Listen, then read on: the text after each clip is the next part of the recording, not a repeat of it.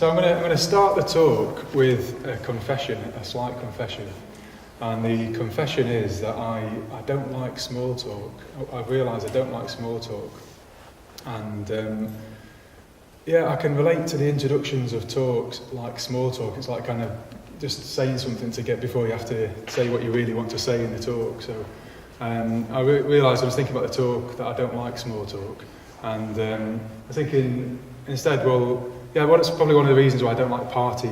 I never liked parties because of the small talk with people. But I'm going to imagine that I'm at a party and I'm going to introduce you to a couple of friends of mine. Then I don't have to bother with the small talk. So the first friend is Vajrapani, this figure here, Vajrapani. And we've seen and heard about Vajrapani over recent weeks. And he's quite a shocking figure, quite an alarming figure.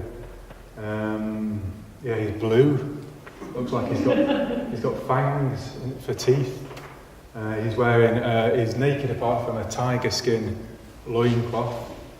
He's often got a ring of skulls, I think. No, he's got a serpent around his neck. He's got a snake around his neck.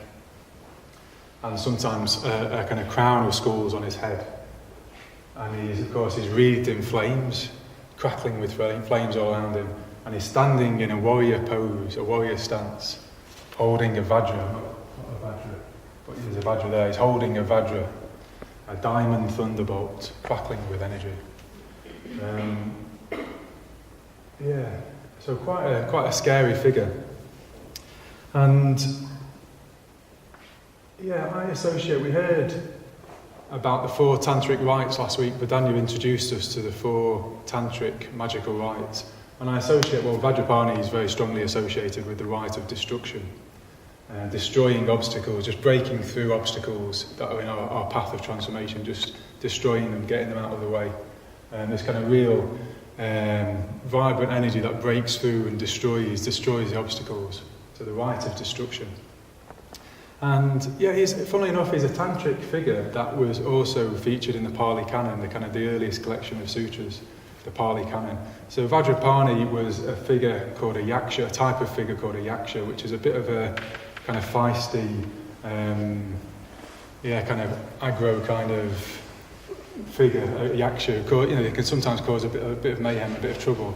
But Vajrapani started off as a yaksha, but he became a protector of the Buddha. He became somebody who would protect the Buddha. He would stand up for the Buddha. If there's any kind of threat to the Buddha or any nonsense, or someone's trying to mess with the Buddha, then Vajrapani would appear and hold a vajra, threatening them with a vajra.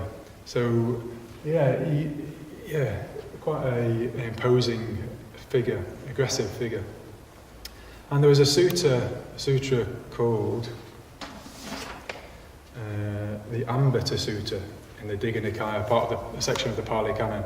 And in this particular sutra, the Buddha is challenged by a Brahmin, or he's kind of slighted, he's disrespected by a Brahmin. A Brahmin comes along to the Buddha and just acts as if the Buddha is inferior to him because he's not from the Brahmin caste. So, so he kind of snubs the Buddha, he's very rude to the Buddha. And so the Buddha doesn't really stand for this. The Buddha kind of, in a way, what he doesn't stand for is a caste system, that way of kind of categorising people, and that certain people are inferior or superior depending on where they were born, the kind of caste that they were born into. So the Buddha undermines this, and he asks Ambata, well, isn't it true that your caste derives from a slave girl? Is that not true? Does your caste not derive from a slave girl? And Ambata's really kind of uncomfortable by this. He realises this doesn't, this puts him not in a good position. So he refuses to answer the question, just doesn't answer the question.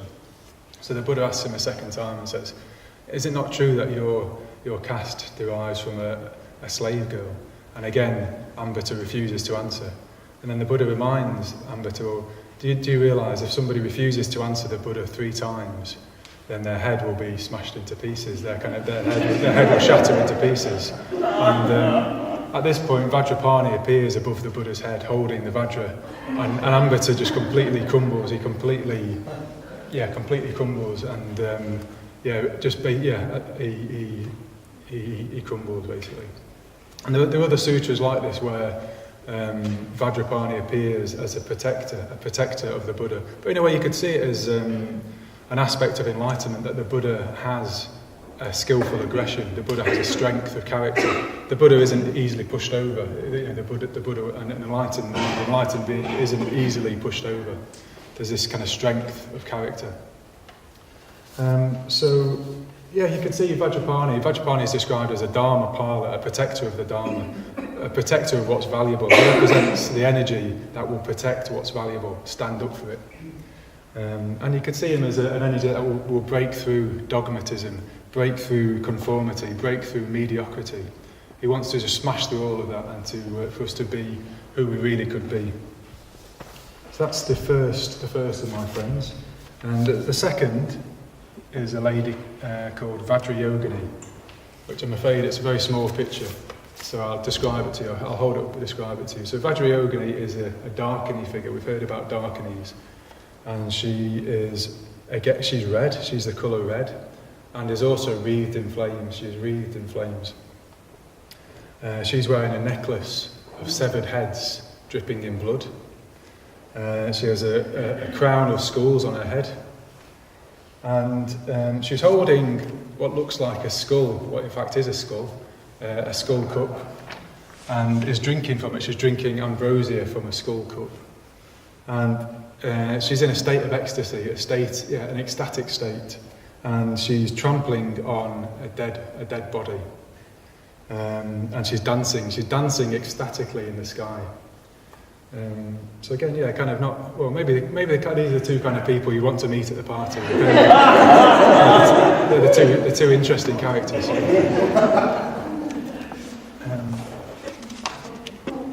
So both of these figures, Vajrapani and Vajrayogini represents also transformation, change, and she's kind of dancing the dance of transformation in the sky.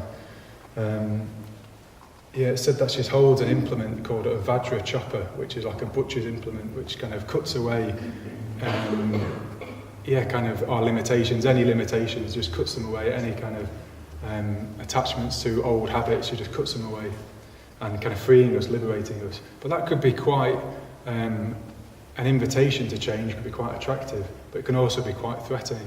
So Vajrayogini can, again, like Vajrapani, appear quite a threatening character. And for me, Vajrayogini and the Darkinis, they represent an energy that is just completely uninhibited, an enlightened mind, a mind that is completely spontaneous, uninhibited. Energy is flowing freely, so there's this nakedness, she's completely naked. So she represents the naked truth and complete spontaneity. And it said she represents the unexpected, spontaneous, the unconventional. And so in a way she represents the opposite of our safety, our kind of safe habits, our comfortable, safe habits. And so Darkinis, quite again, another striking figure of change, this kind of nakedness. And it said they can be very, very beautiful, but they can also appear as ugly hags. They can be quite threatening to humans, or they can be alluring, attractive, beautiful to humans. So the thing about these two images, these two figures, the thing about the Tantra is that Tantra engages our energies, Tantra engages the whole of us. And you can't really look at an image of Vajrapani and not be affected by it, not be moved by it. I think actually what I've realised is I'm a bit frightened of them actually. I'm a bit frightened of the image of Vajrapani, and probably Vajrayogini as well. But, anybody who kind of dances naked, I'm a bit frightened of them, to be fair. And Vajrapani, that says more about me than it does about but Vajrapani, I think, you can't look at these images and maybe not be a bit frightened or a bit kind of challenged. There's something about these images that are frightening and challenging. That's what transformation is like. That transformation, change, is challenging, it's threatening to who we are now. And sometimes we need to yeah, we need to. Basically, we need to engage all of our energies. We can't just transform with a part of us. The whole of us needs to be transformed by the Dharma. So we need to allow all of us to be transformed. Yeah, and that can be quite frightening. You know, change can appear threatening and frightening. And yeah, so maybe these figures represent an energy that wants us to change. And if we don't engage with it, it might engage with us. So so I'm going to tell you a couple of stories, personal stories from my own practice. And it does feel like the past 3 years, I've been on maybe a bit of a tantric journey. So I'll tell you a bit about it this evening. But the first story is during my ordination course, and specifically just after my ordination. I think I talked maybe a few weeks ago now about the night of my ordination, and when I talked about making life magic. But just a few days after I was ordained, there's a kind of an ordination period on the course, I was trying out the new sadhana practice that I'd been introduced to, which was a practice with Amitabha. And the first couple of days I sat down to do the Amitabha practice, and it was great. Actually, it was magical. It was kind of it just felt really special, very very special. I think it was the third day I sat down to do the practice, and what I encountered wasn't what I expected. I sat down, and for the whole meditation I just sat with just this really strong rage. I'd never felt anything like it before or since, really. I just sat down, and for the whole of the meditation I just felt rage. And then as soon as I stopped meditating, it stopped.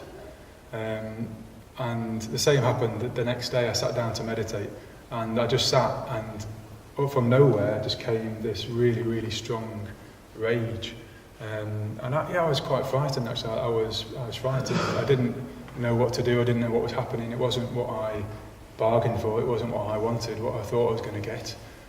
So it was quite unexpected and scary, actually, quite frightening. And I was very lucky. I was able to talk to a friend during this time, and he said a couple of things. He said that you seem like a bigger person since the ordination. You seem like a bigger person.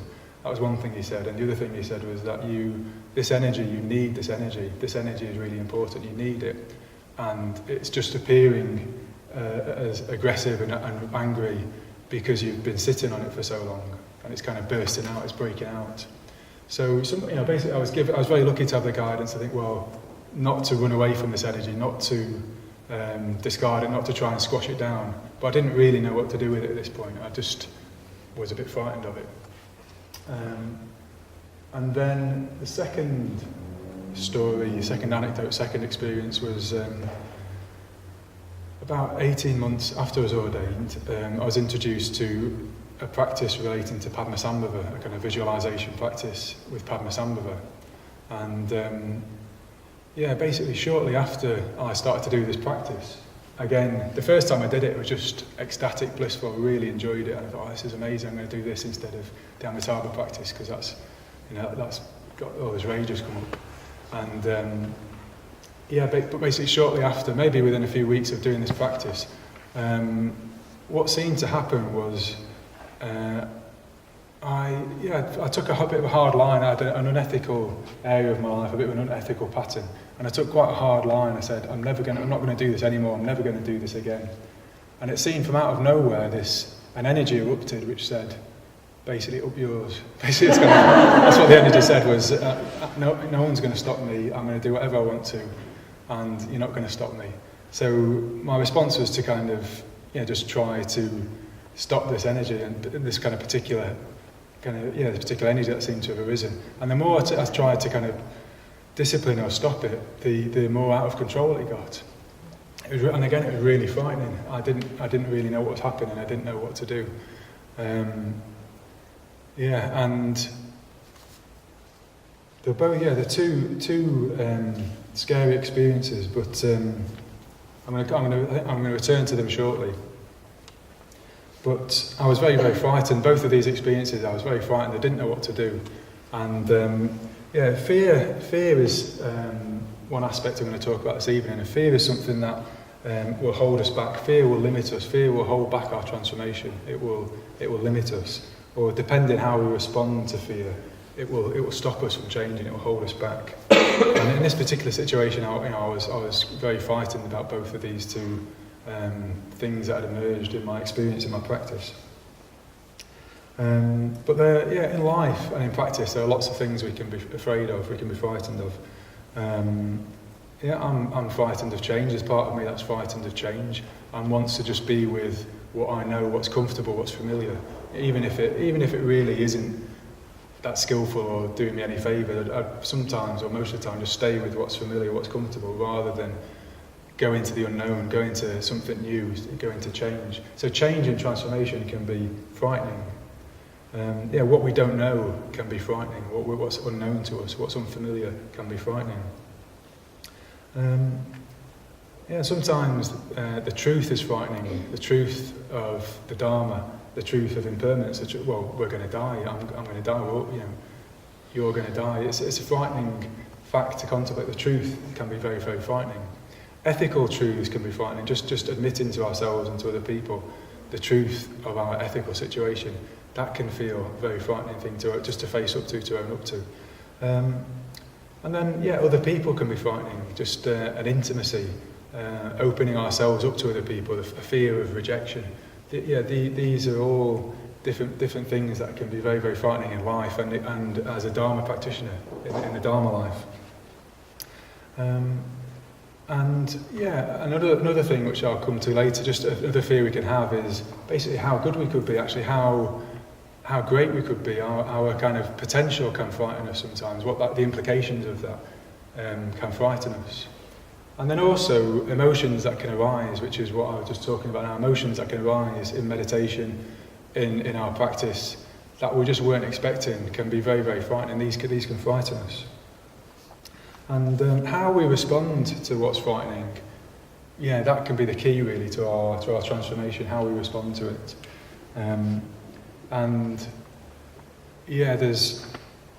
There's a story that I talked about again in that talk about making life magic. There's a story called The Wizard of Earthsea, and the main character in the story is called Ged or Jed. I'm not quite sure how it's pronounced. Jed. Let's call him Jed.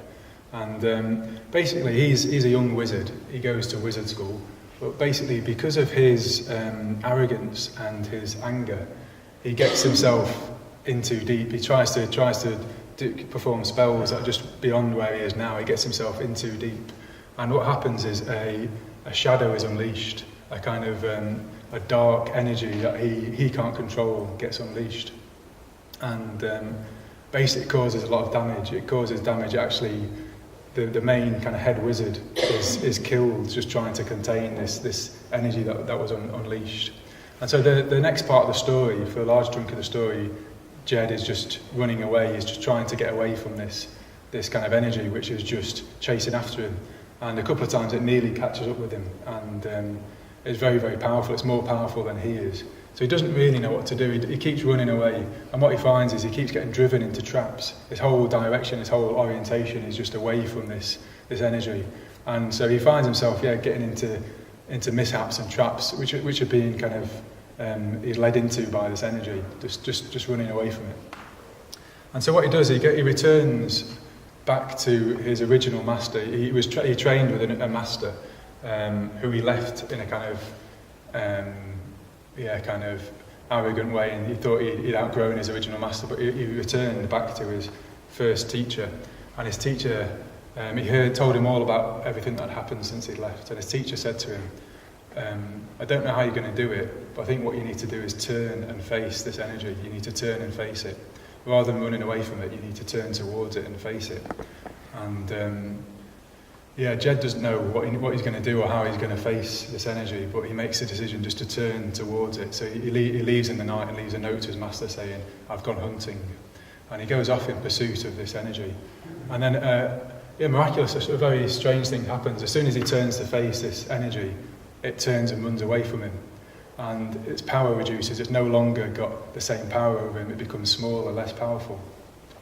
But he can't, he now has to kind of try and go in search of this energy. And I won't tell you the rest of the story because it's great and it's a really good ending. But yeah, that's a really crucial part of the story, is kind of turning away from, running away from what he fears, running away from this energy that he fears, and moving towards it. And then the shift in power, actually, he becomes more powerful, and that energy loses power over him in that moment. And it makes me think of when I was younger, and I've got a young son now. He's not, he's not the age of having this experience, but when I was maybe 3 or 4, I would wake up in the night and think there was a monster in my bedroom. I think there was something very frightening in my bedroom. And then maybe as I was a little bit older, my eyes, that same experience would happen, and my eyes would start to adjust to the darkness.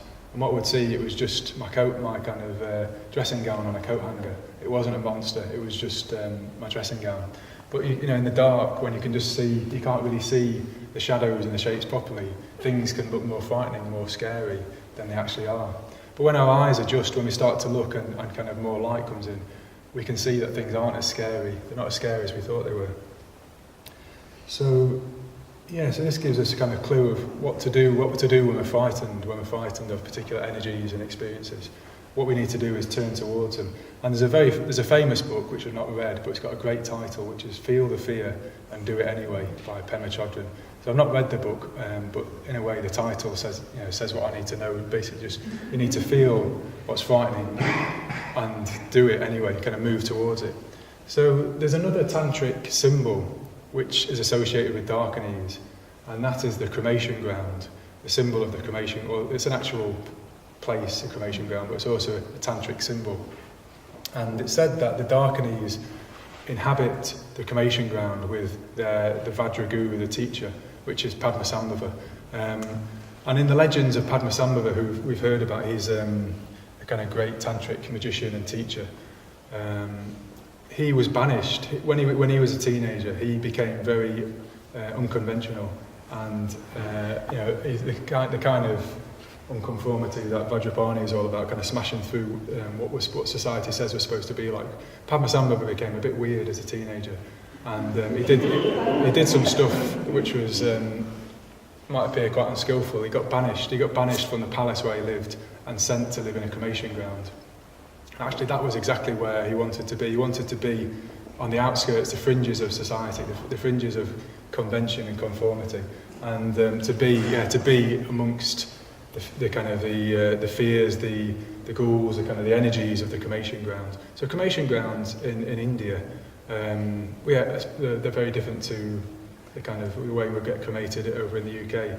In India, bodies are just cremated and decay there, and in Tibet, sometimes bodies are left and vultures just come and eat the bodies. So you get a very different. You get a scene of just limbs, bodies, skulls, bones, and quite a scary, frightening place, and lots of symbolism of death. And Padmasambhava went, he meditated in these cremation grounds and encountered the dark-ease who lived there, and he taught them the Dharma. He educated them, taught them the Dharma. And so a cremation ground is a very powerful symbol of where we might meet Vajrayogini, where we might meet. It's the kind of party where we might meet Vajrayogini, the dark-ease. If we go, and we don't have to go. You could go to an actual cremation ground, but what it's really talking about in symbolic terms is the places you fear. Going to the places you fear and encountering what's there, the energies that are there. And in a way dancing with those energies, not running away from them, but dancing with them. So, where am I? So I suppose, going back to these two experiences of mine, what I connected with these two experiences were a couple of cremation grounds that I needed to change, needed to enter, a couple of kind of ruts, a couple of patterns that I needed to break out of, and I wasn't breaking out of them. And actually, these energies were doing me a favour. Actually, it didn't seem like it at the time. Sometimes it doesn't feel like it now, but I was being broken out of particular ruts that I was in, kind of habits that I was trapped in. So one of them was a cremation ground was a fear of rejection. I had a still do to an extent a fear of just revealing myself to people, being true, speaking the truth about myself to other people. and the fear of being rejected by that. I had this sense of, when I went to be ordained, that once I really found out what I was like, basically I would be sent home again. They weren't going to ordain me. And so to start to open up to people, just to really tell them what's going on, is a scary place, for lots of people, for me especially. So just a sense of fear of there being something bad about me, a kind of an unnamed kind of shame or something. And then another fear, another cremation ground is conflict, and has been conflict, just kind of knowing I might need to say something to somebody and they might not like it. And so it goes along with this fear of disapproval, fear of rejection, kind of saying something to somebody that they might not like. So what I would do all my life is just avoid those conversations, just avoid those situations, just not speak the truth really, not speak my mind, but just try and keep the peace, try and keep people happy. And it meant I was living my life trying to please other people, but not actually being who I really was, not kind of living in line with my true values. So it meant I was out of touch with what my deepest wishes were, what I really cared about. I was out of touch with that. It meant I was unable to say no to things effectively. I wasn't able just to say no. I was frightened to say no to people about things.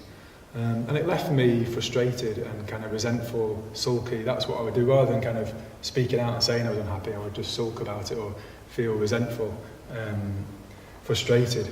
And I had a kind of an inner Vajrapani, an inner Yaksha, and rather than it finding a place to express itself, what it was doing was it kind of turned into a bit of a kind of an inner bully maybe, or an inner kind of Yaksha. It was kind of trying to control me and make sure I did nothing that people would be unhappy with, or to make sure I controlled my behaviour so I pleased people.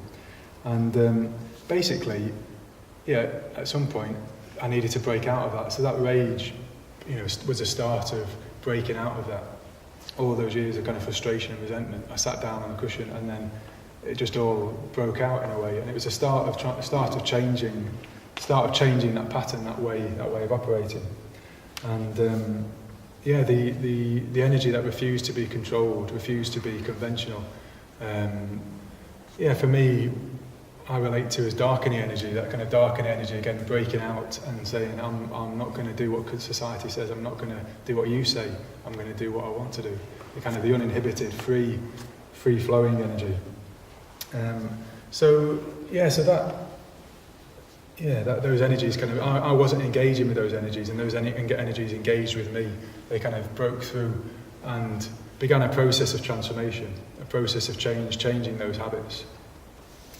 And I was very lucky that I had friends who gave me the perspective to not keep running away from those energies, but to like Jed in the story, to turn towards them and to see them as positive, actually potentially positive energies. So there's a bit of a catch-22 as well. I think there's a bit of a catch-22 because we need the courage of Vajrapani, we need the kind of Dharma protector energy to go into the scary places. But the energy that Vajrapani is associated with really is anger. And anger for me is a scary thing, and for a lot of people is a scary thing. So the catch-22, we kind of need that energy, but it's a frightening energy. So we need that energy to stand up to things that are scary, but it's a scary energy.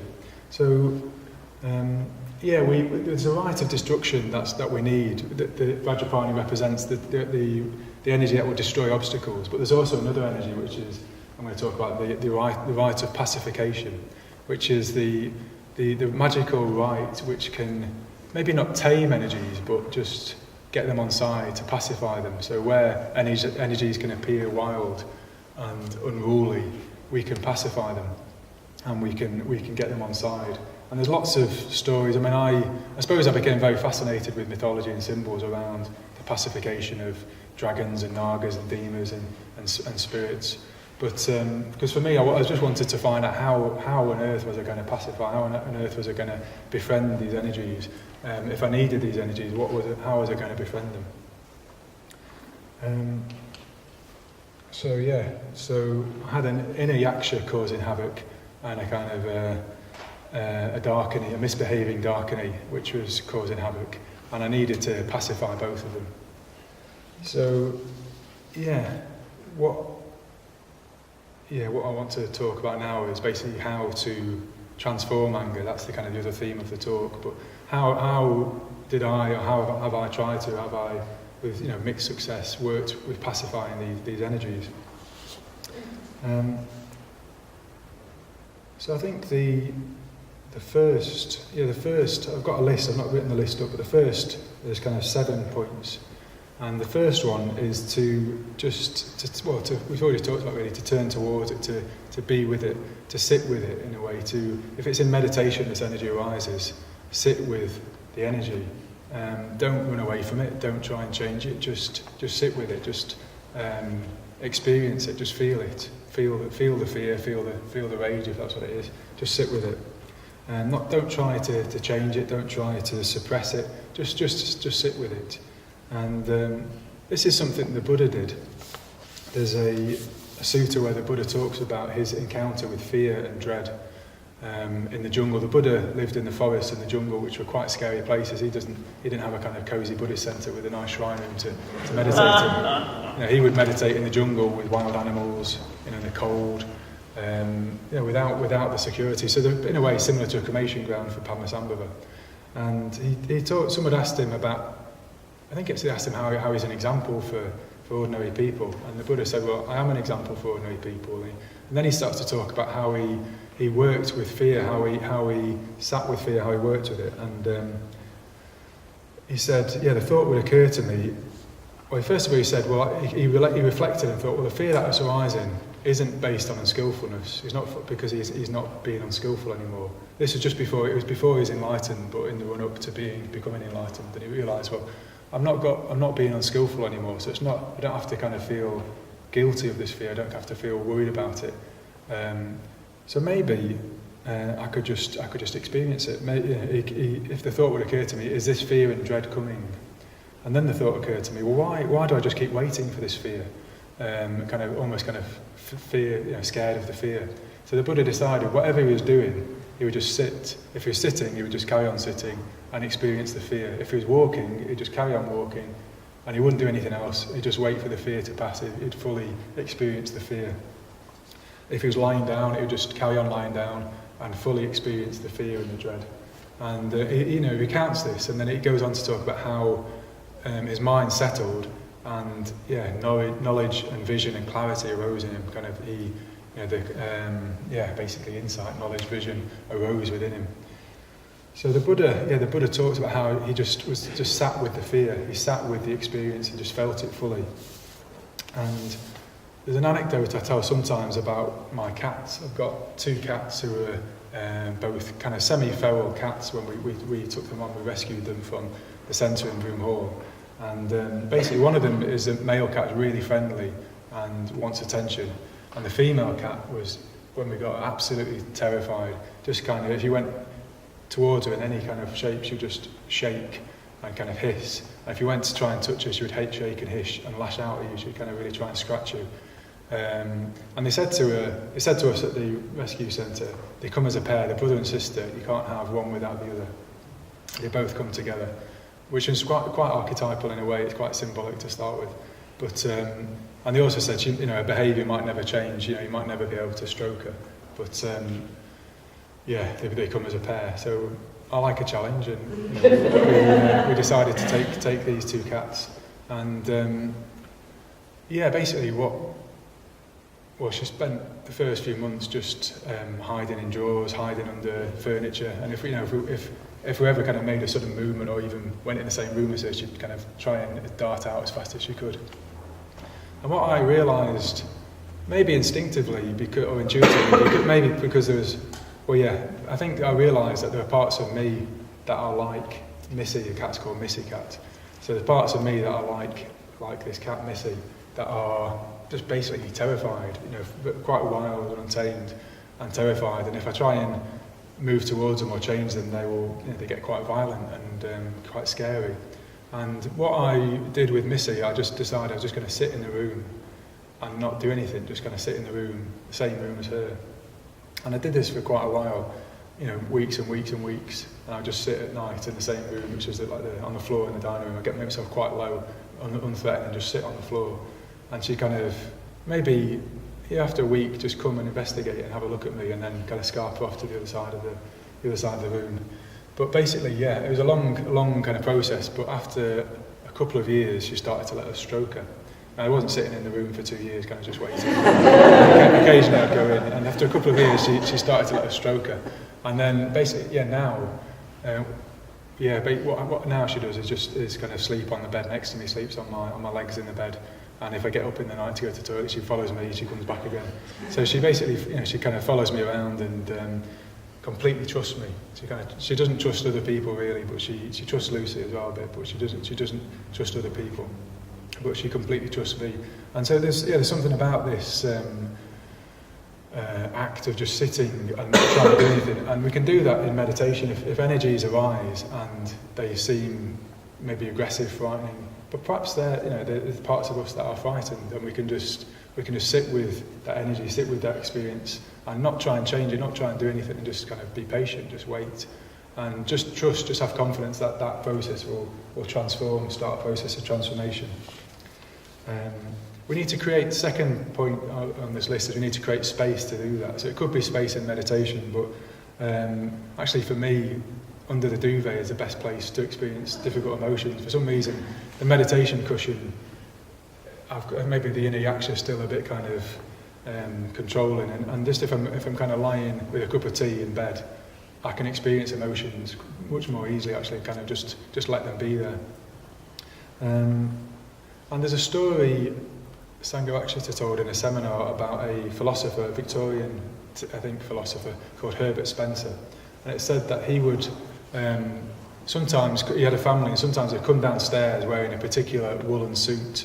And when he was wearing this particular woolen suit, the rest of his family knew he was in a bad mood and to keep away from him, basically. That he was not in a good mood, and this suit symbolised give him space, basically, just leave him. And and Sangha Night was saying, well, basically sometimes we need to be given space. If there's something going on for us and we're having quite a strong experience, we need to be allowed to have that experience. And sometimes we might be angry, sometimes there might be rage, there might be all kinds of experiences, but we need to be given space. If there's friends that can let us do that, friends that are comfortable with that, just be given space to have that experience and to let it pass, like the Buddha would experience the anger and let it pass. So there was times when, there was times when I just found myself very angry. This was before I was ordained. That it kind of run up to my ordination, I was starting to engage with the anger that was there, that I hadn't realised that was there.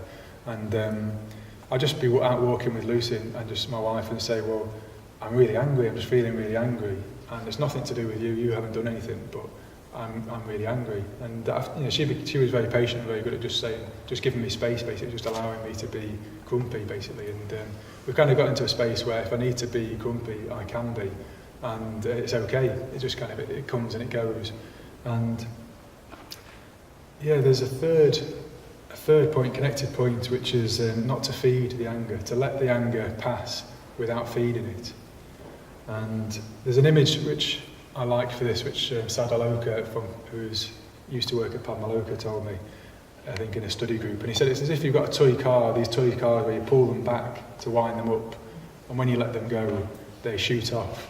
But if you imagine you just turn it upside down, the wheels will just spin and spin and spin, and all the energy will be expended, and it won't just shoot off. And he said, well, you can do that with emotions and with your experience. You can experience emotions, and it's like turning the car upside down and letting it spin out, just letting it pass, without fueling it, without kind of pulling it back and fueling it again. And the way to do that works best is body awareness, mindfulness of the body. I've learned to be able to just experience emotions in my body. So I think when I first started practicing, this was completely alien to me, the fact that my emotions took place in my body. I thought they took place in my head, wherever that was, in my mind, somewhere up here, that's where emotions happen. But actually, what I realise now is emotions take place in my body. So if I'm anxious, I start to breathe differently, my kind of shoulders tighten up, my palms get sweaty, and then that's anxiety. And if I'm angry, well then my heart beats faster, my kind of stomach tightens, maybe my fists clench. my muscles tighten, and that's the experience of anger. Quite often it's in my belly, actually. It's kind of lower down in my belly, just a very strong charge of energy. And yeah, basically just experience like that. It's just Vedana, it's just sensation. It's the experience in the body of that energy, that emotion. And it's not skillful or unskillful, it's just an experience. It's an experience in your body, a sensation in your body. So at that level, we can experience what's there without fueling it, without adding it. We can just sit in meditation or sit with our cup of tea and just feel what is in our body, what emotions are there in our body. But this is, in a way, perhaps a dangerous practice. But just working with anger it's a volatile emotion, and what we need to not do is feed the anger with stories. So this is where body awareness is very important, because if we get caught up in the stories of why we're angry, why we think we're angry, because she did this, he did that, because they're this, they're like that, that's like pulling the car back and winding the wheels up for more. If we engage with those stories, basically all that happens is the anger gets fed, it gets fueled, and so what we need to do is, rather than allowing our mind to settle on the stories, we just bring our attention to our body and the experience in the body of whatever's happening, and so we need to let it happen without fueling it through stories. Fourth way that I had to work with these energies, both the aksha and the hag, was just by acknowledging it and talking about it with people, which wasn't easy actually. I didn't want to talk about what was happening to people. I wanted to conceal it. I didn't want people to know about it. And what I needed to do was just to meet with friends and tell them what was happening, tell them about the Darkini, which was in the form of an ugly hag, not a beautiful Darkini. Tell them what ethical mess I was getting myself into. I had to tell them about this rage and what triggers it. It's a way of kind of getting to know, befriending, you're sitting with and getting to know. Part of it is starting to see it more clearly, and it's turning towards something rather than running away. Bringing awareness towards what's happening, towards the patterns and the triggers, is a way of taking the power out of it. So as Jed turned towards his shadow and it lost its power, if we start to really look and examine these patterns and what's actually happening and talk to other people about it, it's very, very powerful, just to find friends we trust and to talk to them about it, acknowledge it. And then a fifth way of working with anger or troublesome emotions is to have very careful boundaries actually as well, because what we need to do is feel these emotions but not act on them. So there's a fine line between just being angry and just letting it run riot, just giving everyone a hard time, and containing it, being able to contain it, just to kind of feel what's there without acting on it, which takes practice, but it's possible to do. It's possible to have the experience without feeling we need to act on it. And the 5 precepts, the ethical precepts, are crucial. If you're engaging with transformation and becoming more in contact with emotions, you need to make sure that you really commit to the 5 precepts, that nobody gets hurt by your experience. So it is a messy business. It's not it's a messy process and a messy business, but we need to have real boundaries that protect other people from our anger. So I'm not advocating just going around being really angry with people and shouting at them. That isn't going to help. Maybe actually, the next step is to start to say no, to start to kind of give expression to your true feelings. And so maybe part of that is getting angry and shouting at people a little bit, but you have to be very careful. Basically, there was a step forward, which was moving away from just being resentful and sitting on anger to actually telling people I wasn't happy about things. I needed to start giving voice to that, and rather than being fearful of the conflict or disagreement, I needed to just step into that cremation ground of saying, well, no, this isn't on. I don't want this. This isn't helpful. This needs to change.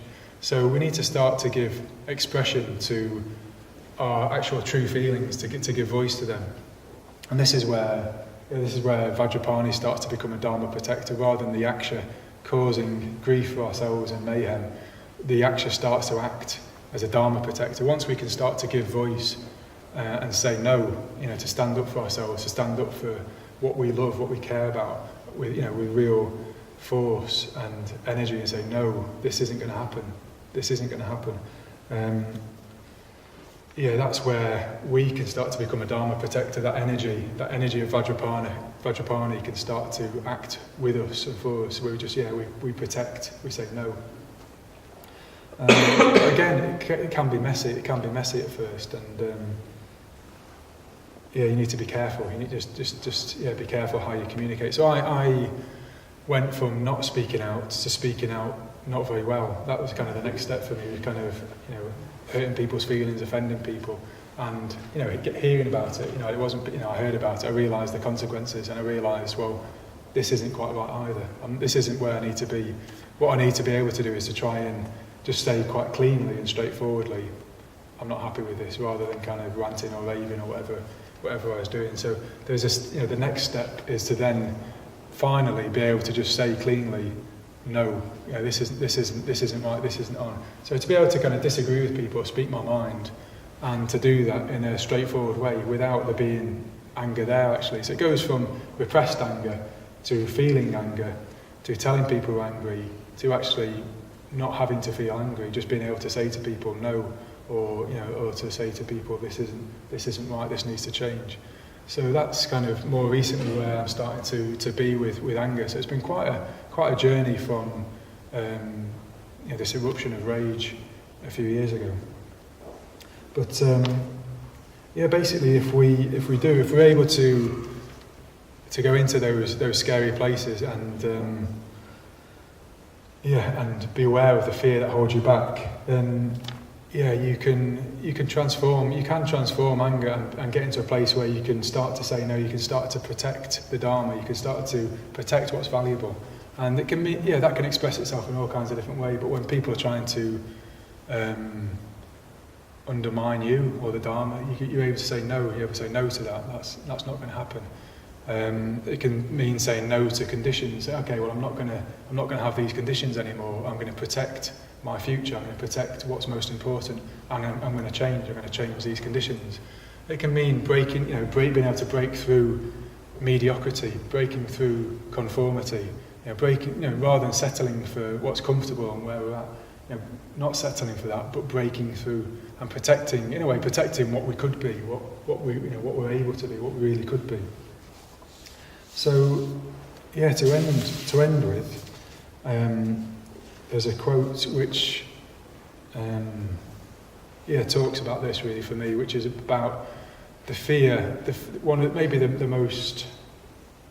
Well, I'll just read the quote. I'll read the quote, and I'll read the quote. And I've marked it down. Our deepest fear is not that we are inadequate. Our deepest fear is that we are powerful beyond measure. It is our light and not our darkness that most frightens us. Your playing small does not serve the world. There is nothing enlightened about shrinking so that other people won't feel insecure around you. We are all meant to shine as children do. It's not just in some of us, it's in everyone. And as we let our own light shine, we unconsciously give other people permission to do the same. As we are liberated from our own fear, our presence automatically liberates others. So I'll leave it there.